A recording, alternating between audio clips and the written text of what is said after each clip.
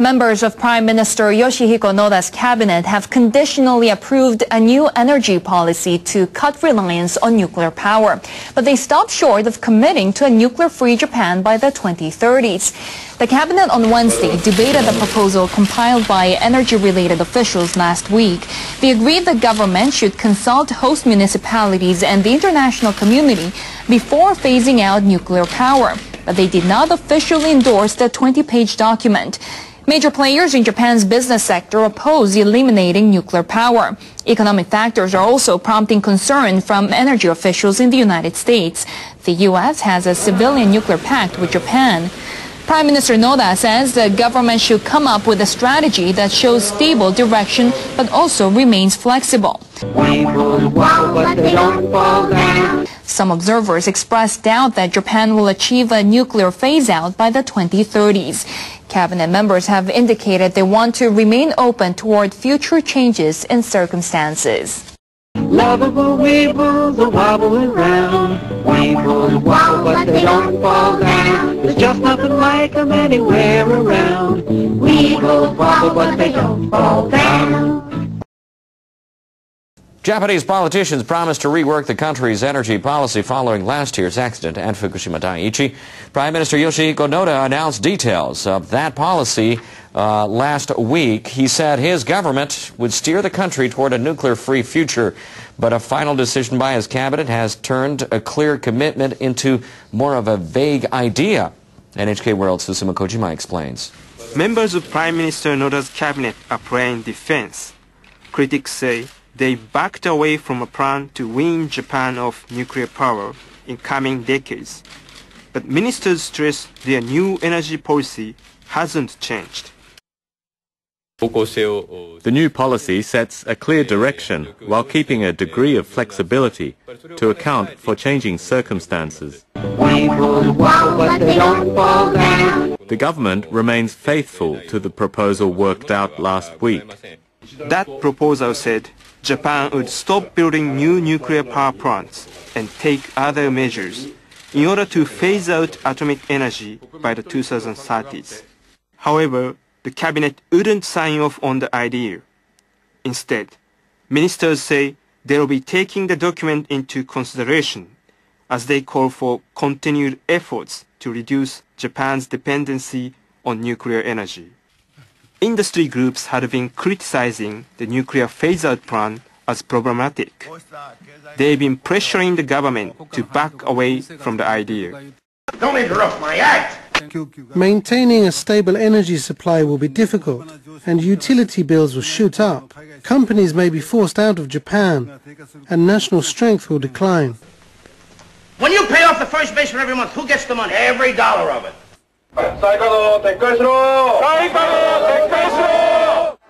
The government's failure to adopt a decisive energy policy has angered people who have been calling for a nuclear-free society. They say they'll aim for zero nuclear dependency, but now we cannot help but suspect that's a token gesture. Prime Minister Yoshihiko Noda says the government needs to retain flexibility while aiming to phase out nuclear power. But Wednesday's decision only paints a more uncertain picture of the future of Japan's energy policy.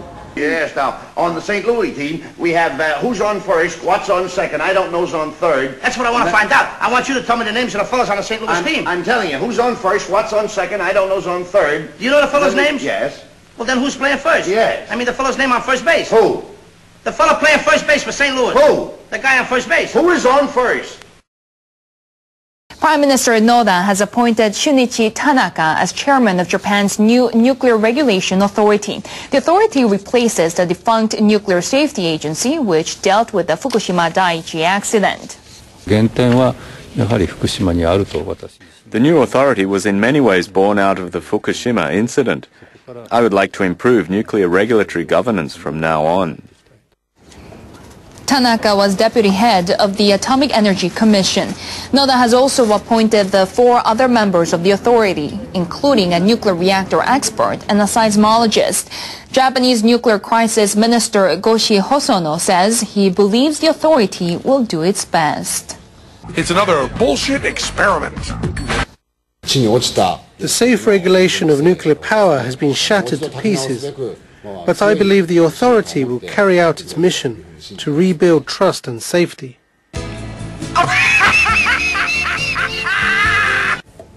Hosono also stressed that transparency with the public is needed. Policymakers at the Bank of Japan are taking further action to try to give the economy a jolt.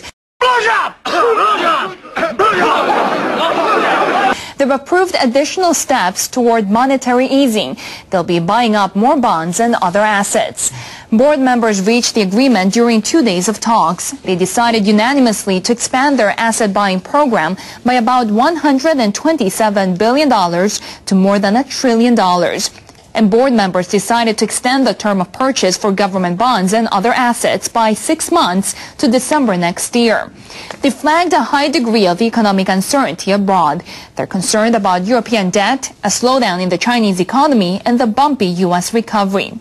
BOJ board members downgraded their assessment of the Japanese economy. They say weaker domestic production and exports have put a pause on the pickup in activity. At a news conference that followed the meeting, Bank of Japan Governor Masaaki Shirakawa stated that immediate action was needed to keep the economy going.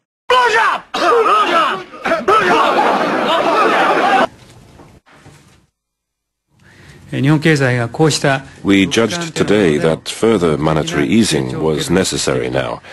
That is to ensure the Japanese economy does not derail from a sustainable growth track with price stability.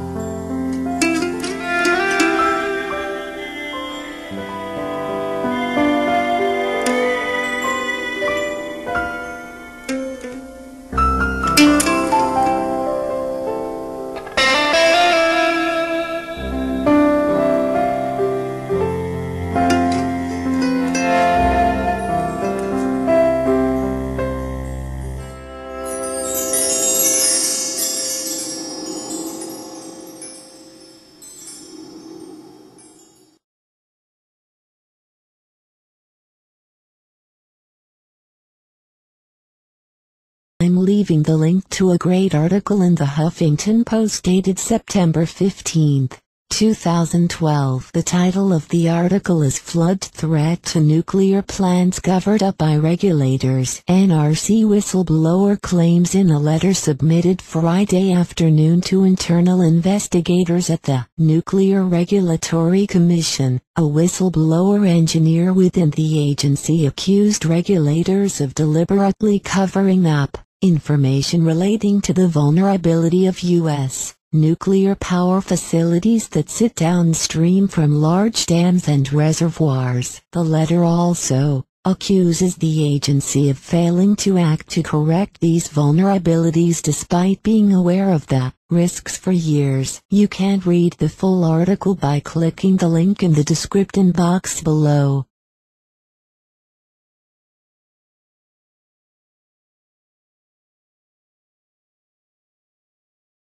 We've reached the maximum allotment of high-quality digital content and up-to-the-minute information the human brain can adequately process.